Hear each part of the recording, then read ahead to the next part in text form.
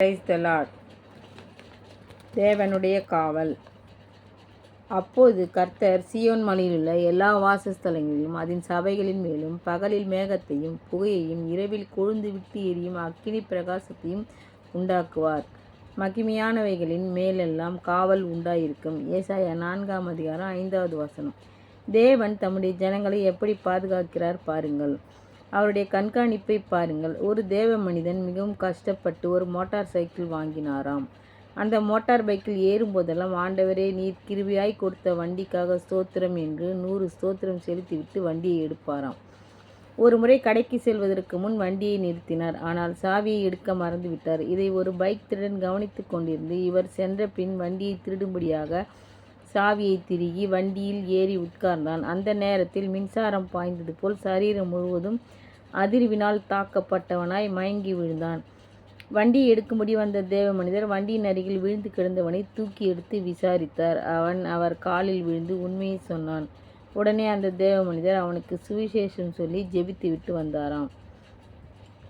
தேவ பிள்ளைகளே, வேதம் கூறுகிறது, ஸ்தோத்திர பலியிடுகிறவன் என்னை மகிமைப்படுத்துகிறான் என்று. சங்கீதம் 50:23 வாசிக்கிறோம். ஆகவே நாம் எப்போதும் ஸ்தோத்திரம் பண்ணிக்கொண்டே இருந்தால் மகிமையானது நமது பொருட்களின் மீதும் குடும்பத்தினர் ஒவ்வொருவர் மீதும் இருக்கும். அப்போது தேவனுடைய காவல் நம் பொருட்கள் மீது மட்டுமல்ல, குடும்பத்தினர் மீதும் இருக்கும். ஏசாயா 28:5. அக்காலத்தில் சேனைகளின் கர்த்தர் தமது ஜனத்தில் மீதியானவர்களுக்கு மகிமையான கிரீடமாகவும் அலங்கார முடியுமாகவும் இருப்பார் என்று வாசிக்கிறோம்.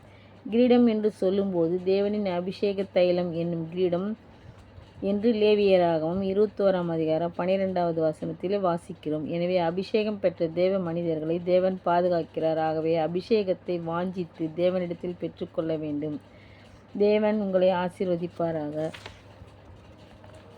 தேவனே நமக்கு பாதுகாவலாயிருக்கிறார். கர்த்தரின் நாமம் பலத்த துருகம். நீதிமான் அதற்குள் ஓடி சுகமாயிருப்பான். நீதிமொழிகள் 18:10.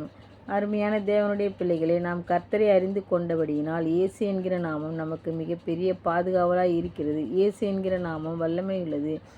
இயேசுவின் நாமத்தை உச்சரிக்கும் போது பிசாசு ஓடுகிறது. இயேசு என்கிற நாமம் அதிகாரம் உள்ளது. ஒரு முறை தேவ ஊழியர் ஊர் திருவிழா நடக்கும்போது கைப்பிரதிகளை அந்த பகுதியில் கொடுத்து கொண்டு வந்தார். இதை கண்ட யானை பாகனுக்கு இவர் மேல் எரிச்சல் வந்துவிட்டது.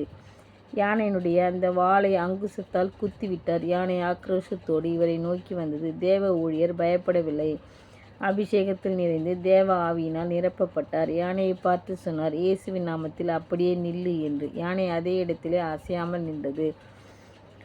இதை பார்த்தவர்கள் எல்லாம் ஆச்சரியப்பட்டு போனார்கள். எப்படி இது நிற்கிறது என்று கேட்டார்கள். இயேசுவின் நாமம் வானத்துக்கு பூமிக்கு அதிகாரம் உள்ள நாமம் என்று சொல்லி ஒரு சுவிசேஷத்தை அங்கே சொன்னார். அநேகர் இயேசுவை அந்த கூட்டத்தில் விசுவாசித்தார்கள்.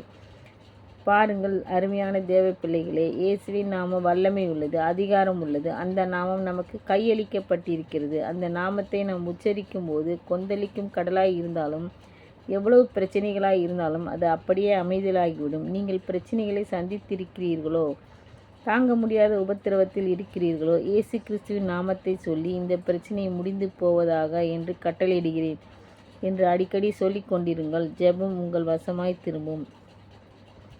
ஜெயம் உங்கள் வசமாய் திரும்பும். கர்த்தர் உங்களை ஆசீர்வதிப்பார். ஆமென். அல்லேலூயா. Thank you Lord.